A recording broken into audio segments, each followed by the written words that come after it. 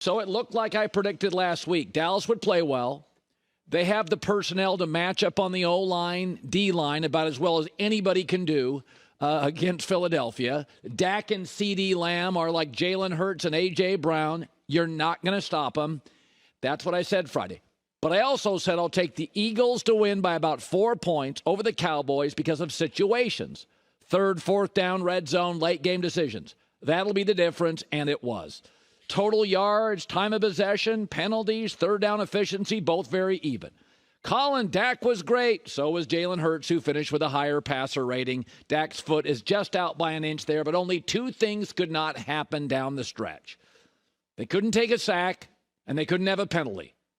And in back-to-back plays, situationally, that's just what Dallas did. Their final 5 plays were a penalty, a sack, an incompletion, a penalty, and throwing short of the goal line.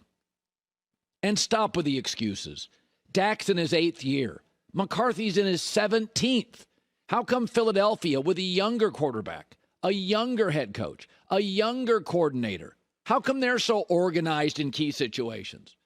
The Cowboys always looked a bit chaotic and disheveled and panicked in those situations. It's not the roster.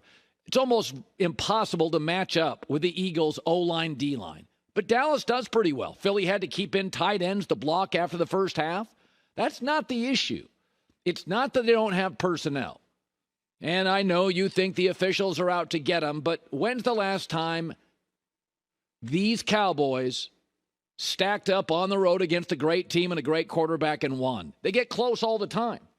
Late in games, Philadelphia looks like a perfectly coordinated 4x100 relay team, perfectly handing off the baton. And the Cowboys look like people in a potato sack race falling all over each other.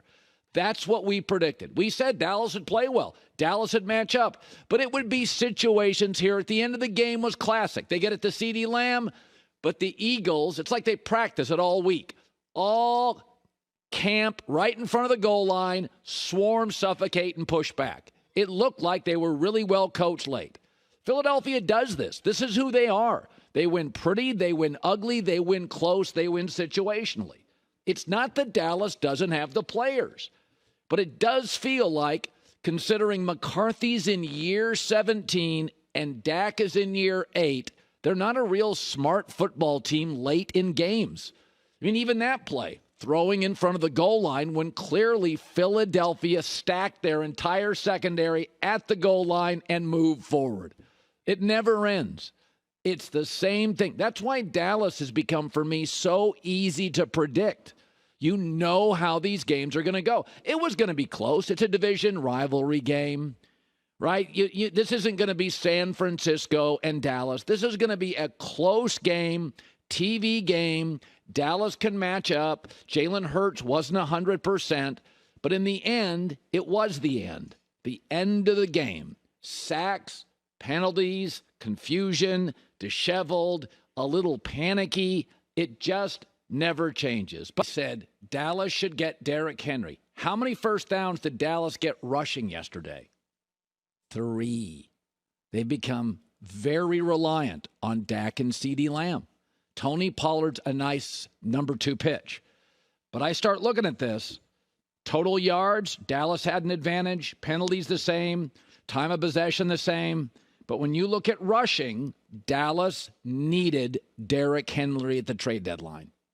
They just couldn't move the chains running the football. They had to go to the air. And in the end, CeeDee Lamb came up just short. I think it's a big mistake by Jerry. He loves to tell you what a wheeler and dealer he is. Derrick Henry was there. The phone lines were open for Tennessee, regardless of what they said publicly.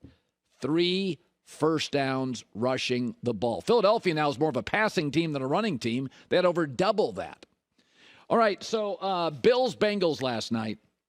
We talk about this all the time. We look at young men, 22, 23, 24, 25. I do this all the time. Well, he's got a ceiling. That quarterback's got a ceiling. Coaches have a ceiling too.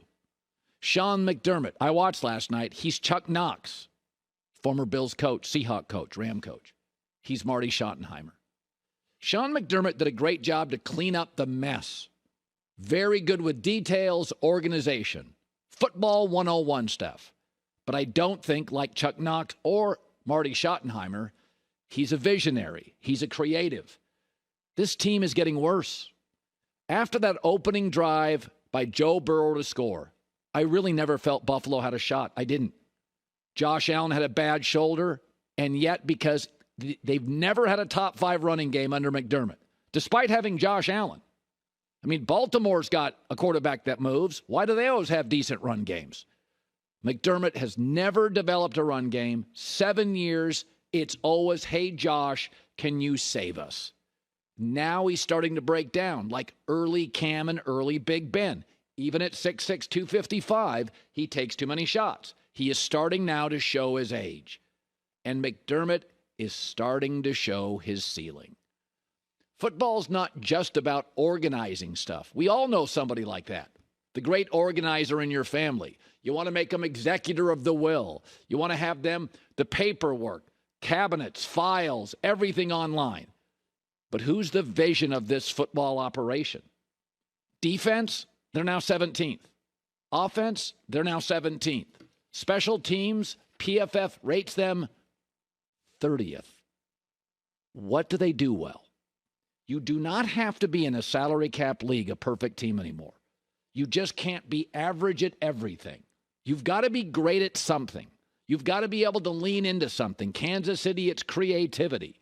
Cincinnati, it's Burrow and Chase. Philadelphia, it's Jalen Hurts and the O-line, D-line. You don't have to be great everywhere. I don't love the secondary play by Philadelphia. I don't love the receiving core for Kansas City.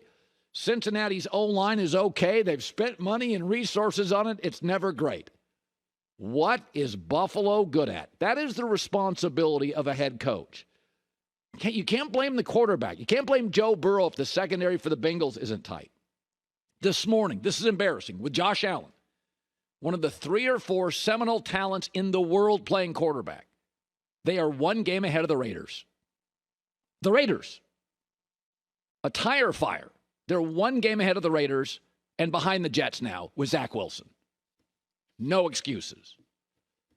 It's time to pivot. Chuck Knox, older, I know, but that's what I grew up with. He cleaned up the Rams, the Bills, and the Seahawks. But then he would hit the ceiling. Didn't have great vision. Marty Schottenheimer cleaned up a lot of messes. But you got to be able to get to the next level. See stuff before it happens. There's a certain rigidity about Sean McDermott, and this franchise is now regressing. They're not Baltimore. They're not Cincinnati. They're not Kansas City. They're not Philadelphia. I don't think they're San Francisco. I'm not sure they're Pittsburgh. Josh Allen, Stephon Diggs, a capable offensive coordinator, a Pro Bowler on the offensive line. Very little rhythm, no run game. Hey, Josh, save us. I know it's an uncomfortable conversation, but the coach that can clean stuff up often doesn't have the vision and sort of leans into rigidity. That's what makes a good organizer, right? Spotting all the little messes, cleaning them up. But right now, this organization is stuck and regressing. Just stuck. Cincinnati's not. Kansas City's not. Philadelphia's not. San Francisco's not. Baltimore certainly isn't. Jacksonville's surging. Look around the AFC. This isn't working. It's not. What are they great at? 30th special teams. 17th offense defense. I mean, they've got some good defensive personnel. They can be very special at times in the red zone. But you watched it last night. Cincinnati marched right down the field opening drive, controlled that football game. I never felt in the second half Cincinnati was in danger. Not one time. Hi, everybody. Thanks for watching. Subscribe here to get the latest from the show. Also, be sure to check out more of the best clips from The Herd or go watch a few segments from other shows on FS1.